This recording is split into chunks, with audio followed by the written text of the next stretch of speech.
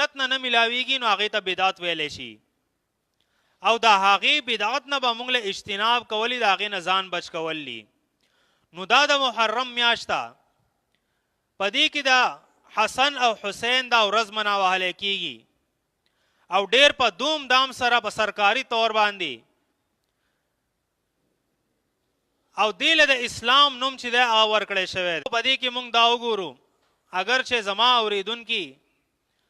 په دې کې اکثریت د هغه خلکو دی چې هغه ځان ته سنیان وایي، شیعه و پکې نه، نو دا ورځ الان کې شیعه مناوي چې د حسن او حسین د شهادت باندې هغوی ماتم کوي، جلوسونه وباسي. دارنګې د حسن او حسین په نوم باندې څوک ګونګړیانې پخوي، څوک شربتونه تقسیموي، څوک چاول تقسیموي، څوک د هغوی په نومونو باندې سبیلونه لګوي.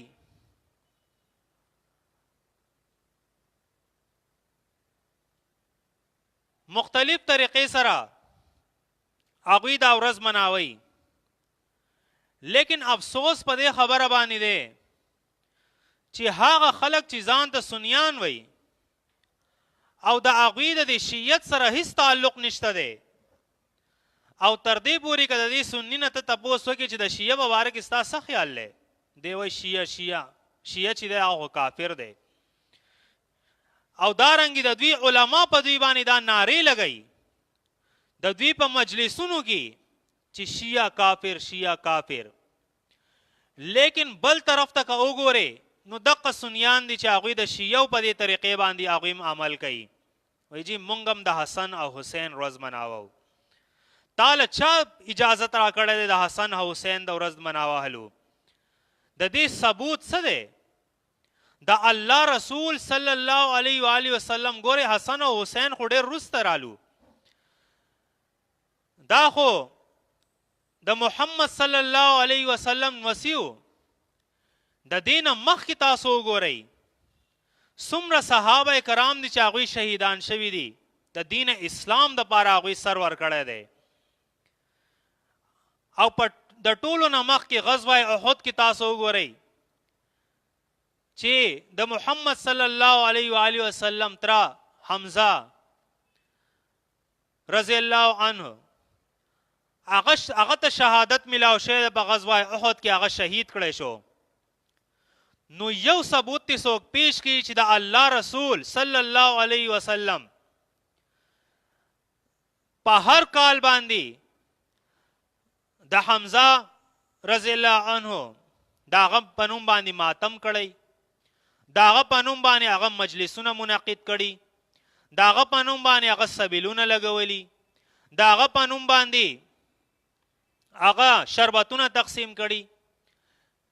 زما عزیزانو په دې مسله باندې ځان پوه کول پکار دي. دا څه وړه مسله، پوره ایمان چې دی هغه بربادیږي. دا دین د الله چې دی دا په دې قرآن کې موجود دی، پوره دین هغه د الله د رسول په طریقه کې هغه موجود دی. زمونږ دپاره بله لاره نشته دی چې مونږ هلته لاړ شو. دا خو صفت په قرآن کې الله رب العزت د یهود او نصاراو بیان کړي دي چې یکتبون الکتاب بایدیهم ثم یقولون هذا من عند الله، چې په خپل لاسونو باندې کتابونه لیکي او بیا نسبت د الله طرف ته کوي چې دا خو الله ویلي دي، دا خو د الله رسول ویلي دي. نو الله ګوره په قرآن مجید کې دا شهادت ورکوي او دا وضاحت په خپل کتاب کې کوي چې وما هو من عند الله، چې دا د الله د طرف نه نه، او دوی په الله باندې هغه دروغ جوړوي په خپل لاسونو باندې لیشترو به ثمنا قلیلا. ګورئ د هغې وجم الله ذکر کوي، دا د څه دپاره؟ لیشترو به ثمنا قلیلا، چې په هغې باندې لږه دنیا وګټي. نو نن زمونږ دا حال تاسو ګورئ، دا ولې مناوئ؟ زمونږ د دور علماء سو د دې وضاحت ځکه ضروری دی چې نن د مسلمان دا خیال چې بس یو سړی د هغه علم حاصل کو نو بس ډېر غټ د الله ولی دی. نه ټیک ته د الله ولی خو به وي، لیکن د الله ولی هغه سړی کیدی شي چې هغه د الله د کتاب علم حاصل کړی، هغه د الله د رسول د سنت علم حاصل کړی او بیا د الله د کتاب او د الله د رسول الله سنت بیا دنیا ته رسي په خپل هم په دې باندې عمل کوي، نو دا د الله ولی دی. دا د الله ولی نه دی چې د الله کتاب زده کو نو بیا په خپل ګېډه ساتي. دا د الله ولی نه دی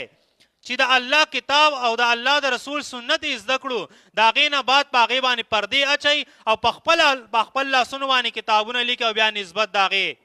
الله او د هغې رسول ته کوي. دا ولی د الله نشي کېدی، دا د شیطان ولی کېدی شي،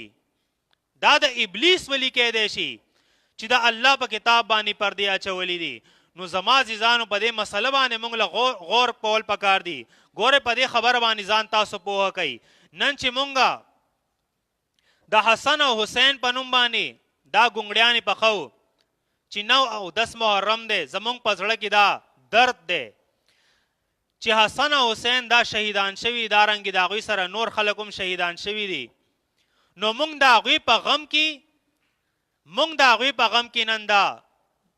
ګونګړیانې چې دا ایشو د څه دپاره د ثواب په نیت باندې د هغوی په نوم باندې. نو قرآن مجید دا مسله زمونږ په مخ کې بیان کړې ده. په سورت مائده آیت نمبر 3 کې الله رب العزت فرمائی حرمت علیکم المیتۃ والدم ولحم الخنزیر. ګوره هغه شیزونه چې الله حرام کړي د هغې تفصیل الله ذکر کوي چې په تاسو باندې الله مردار هغه حرام کړي دي، والدم وینه در باندې حرام کړي ده بایدلې، ولحم الخنزیر او غوښه د خنزیر هغه الله په تاسو باندې حرام کړي ده. وما احل لغیر الله به د دې څو خیال نه ساتي. هغه دا دی چې هر هغه شی چې په هغې باندې د غیر الله نوم واغستی شي نو الله فرمایي دام په تاسو باندې حرام دی. نو نن که ته مسلمان نه تپوس وکړې چې دا مردار دی دا وخوره، نو دی به وایي چې دا خو مردار دی، دا زه څنګه وخورم، دا خو حرام دی. بایدلې وینه، اگر چې بعضې خلک په دې کې دا بایدلې وینه چې دا ده سکیم، لیکن اکثر چې کم مسلمانان دی هغه دې ته حرام وایي. ولحم الخنزیر او خنزیر ورته ته مخې ته پیش کا وای بای دا خنزیر غوښه ده دا وخوره، وای نه جی دا خو ډېر دا خو حرام دی، دا زه څنګه خوړی شمه. لیکن که دته ته یو د چاولو پلیټ مخکې کې چې جی دا وخوره دا د حسن په نوم باندې، دا د حسین په نوم باندې دي، یا دا د علي په نوم باندې دي، یا دا د رسول په نوم باندې دي، نو ډېر په خوشحالۍ باندې دی هغه خوري. دته دا علم نشته دی چې څنګه د خنزیر غوښه حرام ده، دارنګې د غیر الله په نوم باندې چې څه شی منسوب شوی دی هغه هم حرام دی. څنګه چې مردار الله په موږ باندې حرام کړي دي، دارنګې د حسن او حسین په نوم باندې ګونګړي، د علي په نوم باندې چاول، دارنګې د دوی په نومونو باندې مټایانې تقسیمول، دا ټول شیزونه الله په موږ باندې حرام کړي دي. په دې کې بالکل گنجایش نشته دی چې موږ دې ته ثواب ووایو او دا وخورو. نو زما عزیزانو په دې مسله باندې ځان پوه کوئ. نن چې زموږ په دې کورونو کې د محرم په دې 9 او 10 تاریخ باندې په زموږ په دې کورونو کې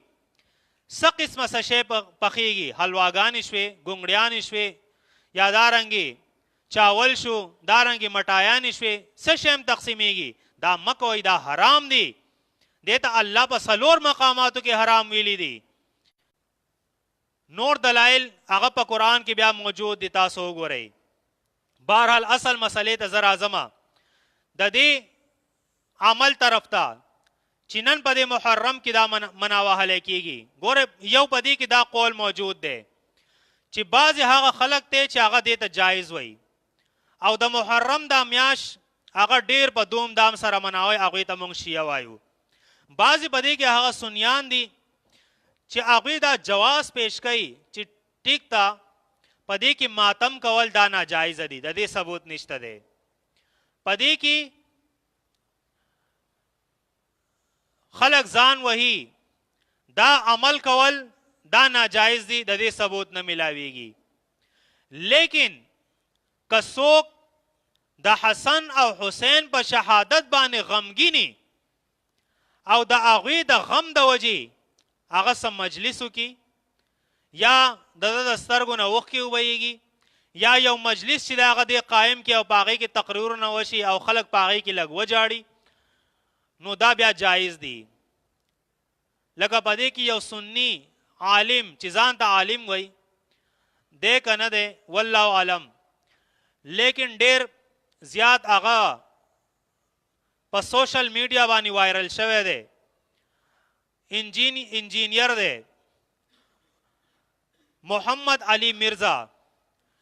چې هغه په دې کې دا خبره کړې ده چې په دې ورځ باندې د حسن او حسین په نوم باندې که څوک مجلس وکړي او په دې مجلس کې هغوی نوحه وکړي، نو په دې کې څه ګناه نشته دی، په دې کې څه قباحت نشته دی. نو زمونږ دا جواب دی چې قباحت خو په هغې شي کې نشته دی چې د هغې ثبوت د قرآن او سنت نه ملاویږي. که یو سړی د حسن او حسین په نوم باندې په نهم او په لسم تاریخ باندې یو مجلس کوي او په هغې مجلس کې هغه نوحه کوي، په هغې کې خلک جاړي، په هغې کې خلک تقریرونه کوي، د هغوی فضایل بیانوي، نو د دې ثبوت هغه پکار ده چې د الله د رسول نه ملاو شي، که نه دا خو بدعت دی.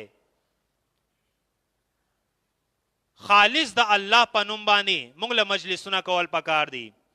خالص د الله دپاره چې په هغې کې د الله دین بیان کړی شي، چې په هغې کې د الله کتاب بیان کړی شي، چې په هغې کې د الله د رسول سنتونه چې د هغه بیان کړی شي. نو دا زموږ دپاره دین نه دی چې موږ په نهم او لسم باندې مجلسونه د حسن او حسین په نوم باندې وکړو چې هغوی ته شهادت ملاو شوی دی او موږ جاړو په هغې کې. زما عزیزانو د دې نه اجتناب کول پکار دی.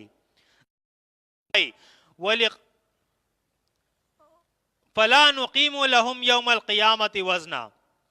داسې خلک چې د هغوی اعمال په دې دنیا کې برباد دي، الله فرمایي د هغوی دپاره قیامت په ورځ باندې بس وزن نه لګي. او وزن به ولې لګي چې اعمال خو ټول الله د هغوی برباد کړي دي، د هغوی په حصه کې خو څه نیک عمل شته دی نه، نو الله به وزن د څه شي کوي. نو الله فرمایي ذالک جزاؤهم جهنم، د دوی بدله هغه جهنم ده، بما کفرو، ځکه چې دوی د الله د آیاتونو نه انکار کړی دی. الله خو ویلي چې د غیر الله په نوم باندې نظر و نیاز دا حرام دی، او دی لګیا دی کله د حسن او حسین او کله د علي او کله د فاطمه او کله د نور د پیرانو په نومونو باندې دی دا تقسیمول کوي. نو الله فرمایي د دوی دپاره جهنم دی. واتخذو او نیولې د دوی آیاتي آیاتونه زما، ورسلی او رسول زما، هزوا په مذاق سره. څنګه په مذاق سره نیولې دی؟ لکه دته د الله آیتونه بیانېږي نو د ده په هغې باندې ایمان نشته دی، د ده د رسول سنت بیانېږي هغه رسول سنت د ده په زندګۍ کې نشته دی، نور د هغې بدعات چې دی هغه دا خپل کړي دي په هغې باندې عمل کوي. نو د الله رسول هغه د په مذاق سره نیولې، د الله آیتونه د په مذاق سره نیولې دي. نو زما عزیزانو د داسې خلکو په باره کې الله رب العزت فرمایلی دي چې د دوی ټکانه هغه جهنم ده، د هغې د دوی جنت ته تلل هغه نشته دی. مخکې الله رب العزت ګورئ فرمایي ان الذین آمنوا، بېشکه هغه کسان چې هغوی ایمان راوړی دی، وعملوا الصالحات او نیک عمل کوي. د دې نه مخکې بیان شو چې واتخذوا آیاتي ورسولي هزوا، د هغې په مقابله کې بیا الله رب العزت فرمایي چې هغه کسان چې هغوی ایمان راوړو، یعنی د الله کتاب هغوی ومنو، وعملوا الصالحات او نیک عمل هغه اختیار کړل، یعنی د الله رسول چې څه بیان کړي دي، کم اعمال چې هغه اختیار کړي دي هغه ټول اعمال د اختیار کړو. نو الله فرمایي کانت لهم جنات الفردوس نزلا، د داسې خلکو دپاره جنت الفردوس دی د میلمستیا دپاره، خالدین فیها. الله رب العزت فرمایي چې همیشه همیشه به په دې کې بیا د دې نه راوته نشته دی. ګورئ او کم خلک چې جهنم ته لاړو د جهنم نه بیا د هغوی راوته نشته دی. یو حدیث راځي د الله رسول فرمایي د هغې وضاحت هم زه وکړم بیانول د هغې لازمي دي چې قیامت په ورځ باندې د الله رسول فرمایي چې کله د محشر میدان لګي او د هغې محشر په میدان کې څه داسې خلک به وي چې هغوی زما په مخ کې به تیر شي د الله رسول به یې پیژني نو د الله رسول به وفرمایي چې دا خو زما د امت خلک دی دوی جهنم ته ولې روان دی نو د الله رسول ته به دا اطلاع ورکړی شي چې تا ته پته نشته دی چې ستا نه بعد دوی ستا دین څنګه بدل کړی ستا دین هغه دوی څنګه بدل کړی لکه نن زمونږ د مسلمانانو حال که هغه شیعه دی که هغه سنی دی که هغه د هر مسلک سره هغه تعلق ساتي نن د مسلمانانو په دین کې هغه اعمال راغلی دي چې هغه د دین اسلام سره بالکل د هغې سره تعلق نشته دی لیکن هغې ته د دین نوم ورکړی شوی دی هغې ته اسلام نوم ورکړی شوی دی نو د الله رسول به څه وفرمایي سحقن سحقن لمن غیر بعدي او دارنګې په یو حدیث کې راځي سحقن سحقن لمن بدل بعدي چې هلاک دي شي برباد دي شي داسې خلک لعنت دی په داسې خلکو باندې چې هغوی زمانه بعد زما دین بدل کړی ګورئ دا څه وړه خبره نه ده څومره لوی ګناه دی چې د الله رسول هغه هم قیامت په ورځ باندې چې د هغه طریقې نه چا انکار کړی د هغه دین چا بدل کړی د دین اسلام کې یو نوی عمل چا شامل کړی د الله رسول هم فرمایي چې داسې خلک دې برباد شي چا هغه زما د امت سره ولې تعلق نه ساتي او داسې خلک به جهنم ته ځي ځکه چې الله خپل دا دین دا مکمل کړی دی په دې کې گنجایش نشته دی د نوي خبرو اليوم اکملت لکم دینکم الله فرمای واتممت علیکم نعمتی ورضیت لکم الاسلام دینا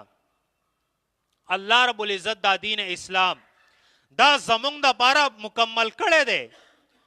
او زمونږ باندې خپل نعمتونه هغه تمام کړي دي او اسلام دای زمونږ دپاره دین خوښ کړی دی او دا مکمل دین هغه په دې قرآن کې موجود دی دا مکمل دین د الله د رسول په طریقه کې موجود دی نو ځکه د الله رسول فرمایي چې که تاسو دا دوه شیزونه یو دا قرآن دویم زما سنت چې دا په مضبوطۍ سره ونیول نو تاسو هرگز نشئ گمراه کېدی او د دین علاوه که تاسو بل لار اختیار کړئ نو دا د گمراهی ده په قرآن مجید کې الله رب العزت فرمایلی دي وان هذا صراطی مستقیما فاتبعوا لا تتبعوا السبل فتفرق بكم عن سبیله د دین علاوه چې څومره لارې دي که تاسو ځان له جوړ کړي دي که څوک دیوبندی دی هغه ځان له حنفی مسلک جوړ کړی دی که څوک بریلی دی هغه ځان له حنفی مسلک جوړ کړی دی که څوک وهابي دی هغه ځان له بل څه مسلک جوړ کړی دی که څوک شیعه دی هغه ځان له جعفري مسلک جوړ کړی دا ټول مسلکونه دا ټولې لارې چې په دې کې کمې خبرې خو صحیح دي نو هغه صحیح دي چې هغه د قرآن او سنت مطابق دي لیکن چې کمې خبرې د قرآن او سنت نه خلاف دي هغه په موږ باندې منل دا فرض نه دي په موږ باندې فرض دا دي چې موږ د الله دا کتاب ومنو په موږ باندې فرض دا دي چې موږ د الله رسول سنت هغه وپېژنو او په هغې باندې عمل وکړو دا په موږ باندې فرض دي نو زما عزیزانو دا به موږ ته هلو معلومیږي چې کله موږ د الله دی کتاب له ټیم ورکو نن زموږ په ژوند کې حلال او حرام راځي لیکن زموږ هغې ته خیال نشته دی نن زموږ په ژوند کې رسمونه راځي په هغې رسمونو باندې عمل موږ کوو لیکن زموږ هغې طرف ته دیان نشته دی نن زموږ په اعمالو کې بدعات چې دغه موجود دي لیکن موږ د هغې بدعاتو نه د بچ کېدو کوشش نه کوو زما عزیزانو راځئ چې د الله د رسول طریقې وپېژنو سنت وپېژنو چې اصل سنت د هغه سري اصل سنت د هغه دا دي چې موږ ما تاسو ته مخکې بیان کړو چې دا ماتم کول د الله رسول فرمایلی دي چې 3 ورځو نه زیات څوک په اسلام کې نشته دی 3 ورځو نه زیات او دارنګې د ښځې دپاره 4 میاشتې او 10 ورځې دا څوک دی او څوک د دې دپاره دی چې دا د هغې د عدت ورځې دي نو د عدت د ورځې پوره کېدو پورې دا د هغې دپاره څوک دی نو اصل کې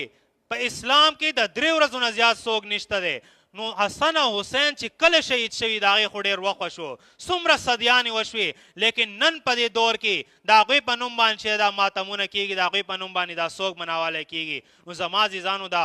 اسلام نه دی دا دین نه دی دا بدعات او رسومات دي چې نن په دې دین اسلام کې دا نن نباسلی شوي دي د دې نه اجتناب کول پکار دي او د دې خلاف جهاد کول پکار دي